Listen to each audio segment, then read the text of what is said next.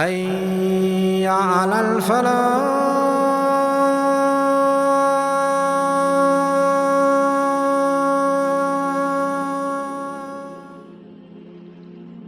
The hands are up, the tears flow, and the Ameens vibrate around the room. Oh Allah, save the people of Gazzah. Oh Allah, help them. Oh Allah, protect them. The imam continues to beseech fervently. This was a scene played out in practically every masjid in the world. And yet when we get home and turn on the TV, more deaths, more heartbreak, and more injustice every single time. In fact, each time things seem to be getting worse. So what is going on? How come our du'as are not being answered? Or maybe, just maybe, He's not answering our prayers because there is something fundamentally wrong with us. The thought should chill us to the bone. The question which some people ask, why is Allah allowing this to happen? Others may ask, why can't Allah just stop all of this? The above questions often stem from a limited understanding of the meaning of life. Why did Allah create us? What is my role here?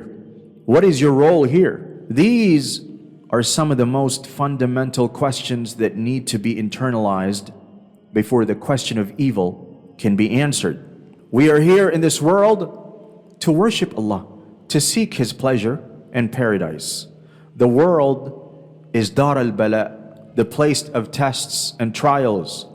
The next life is Dar al-Jaza, the place of recompense. This life is not Jannah. In this life you will be tested, and everybody's test will be different. Allah will test those who He loves the most. Allah subhanahu wa ta'ala says, do you think you will be admitted into paradise without being tested like those before you? They were afflicted with suffering and adversity and were so violently shaken that even the messenger and the believers with him cried out, when will Allah's help come? Indeed, Allah's help is near. Jannah is not cheap. Jannah has to be earned. Jannah requires sabr.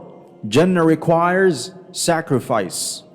In this ayah, we see that believers before us were tested so severely that even the messengers would cry out, when will Allah's help arrive?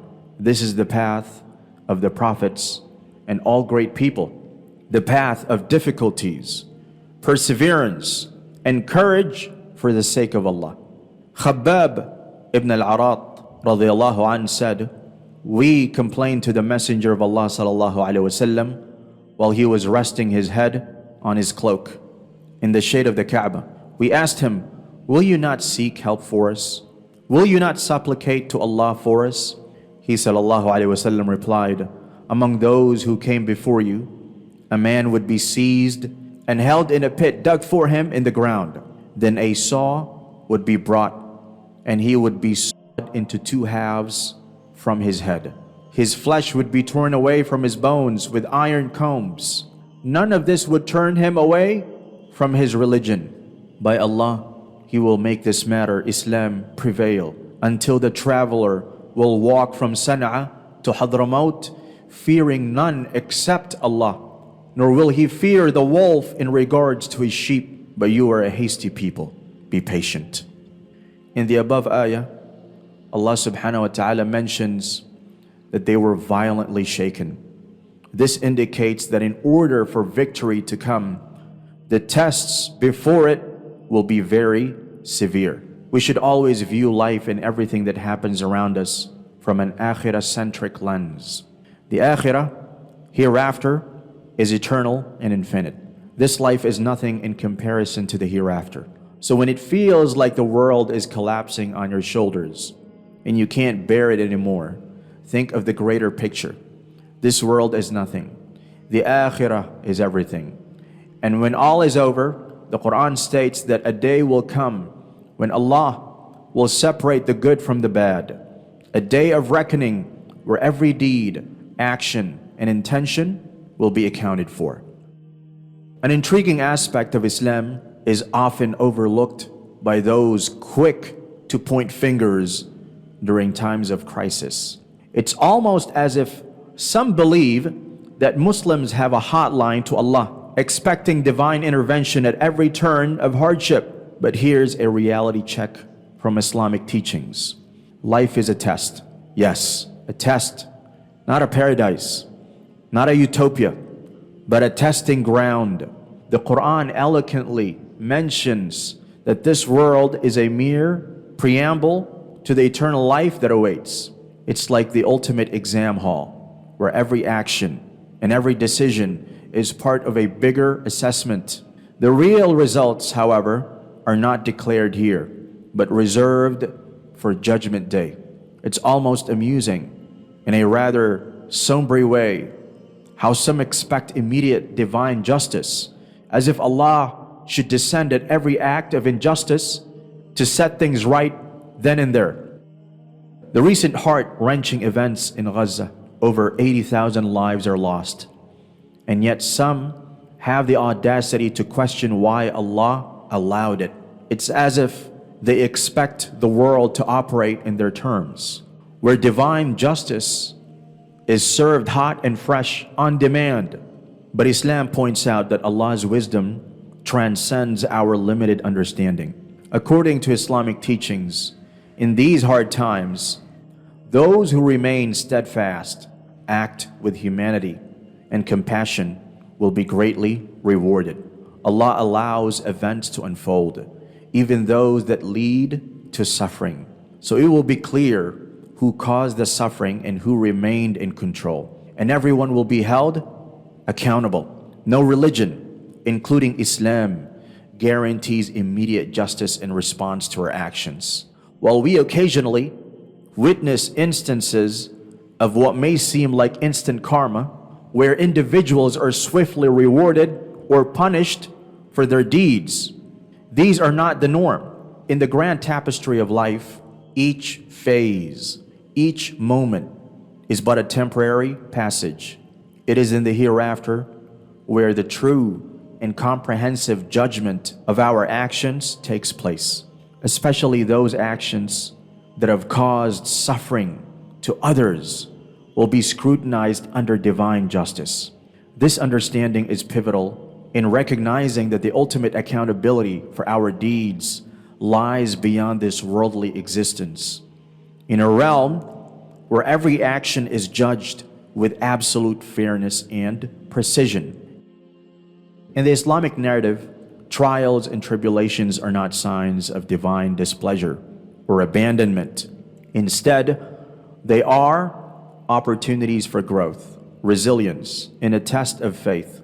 It's a concept that might seem alien to those who view religion as a genie in a bottle, ready to grant wishes and alleviate suffering at a moment's notice.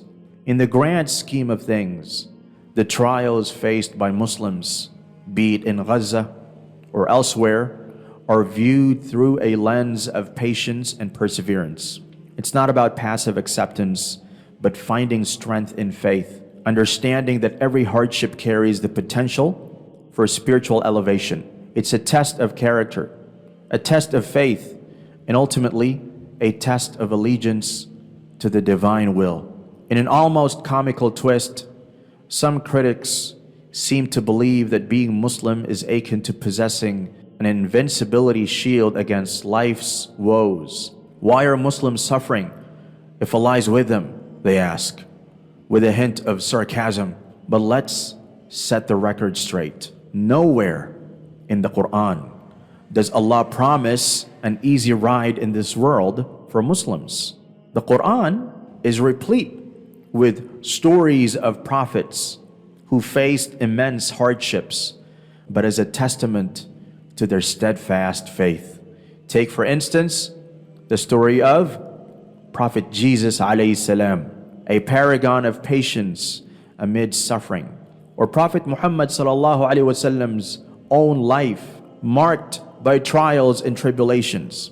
These narratives aren't just historical accounts. They are powerful reminders that life is a journey punctuated with challenges, regardless of one's faith.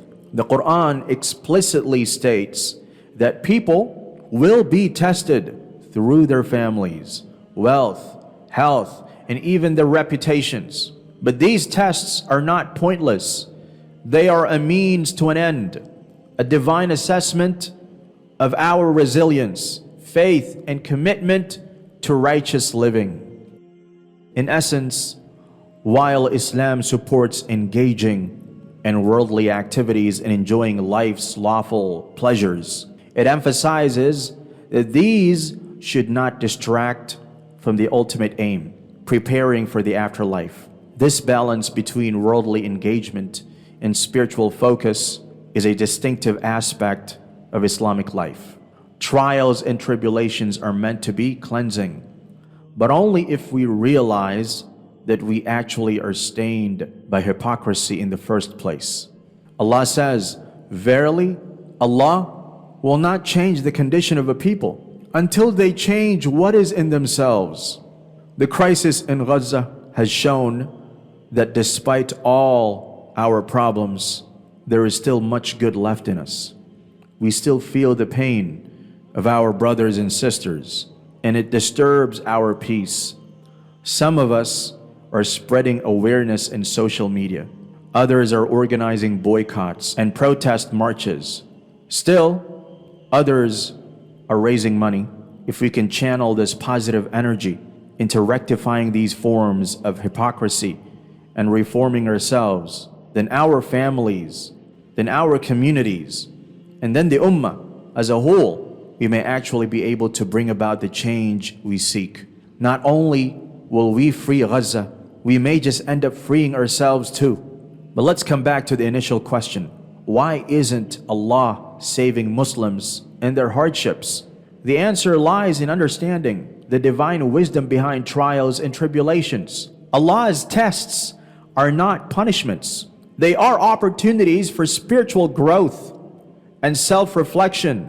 The hardships faced by Muslims, or any other group for that matter, are not indicators of divine abandonment, but are part of a larger, intricate divine plan. So the next time someone questions the role of Allah in human suffering, perhaps it's worth reminding them that the divine script is far more complex than our earthly scripts. It's a narrative that transcends disliking of Islam. In the end, according to Muslims, the journey through these tests is what shapes the destiny in the hereafter, where true justice will be served. Do not despair of the mercy of Allah.